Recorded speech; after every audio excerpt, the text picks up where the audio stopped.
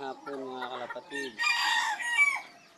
Meron pala akong dalawang kalapati na hiniram sa akin ng kumpare ko, ibinalik niya na. Ayan po, dalawang blue bar.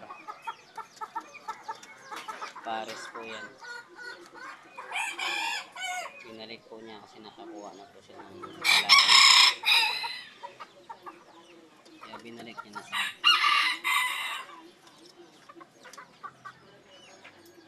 Isang pares po yan. Kahapon niya lang ibinalik sa akin. May itlog daw po yan kaso hindi niya tinuloy. Hindi niya pinapisa. Pinarinlima niya sa iba, binalik niya na sa akin. Kasi naronda na yung niyan Pinakay niyan sa kanya. Titistiga raw muna bato sa malayo. Kaya binalik niya na sa akin itong dalawa na to. Ganda oh.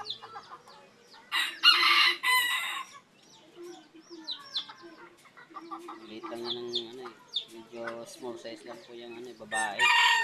Pero yung barako, laki po niyan. White flight. Malalayo din lumipad yung mga inakay niya. Nakita ko kasi ang mga inakay niya. Malalayo. Susubukan niya muna kung makakauwi. Ihagis niya sa malayo. Pag nakauwi daw po, isasali niya sa karera. Hindi pa kasi siya member ng karera, kaya itry niya muna mga inakay.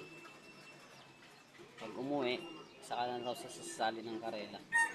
Tapos hihiramin niya raw uli yan. Maganda po yung mga inakay niya. Kaya susubok daw po siya.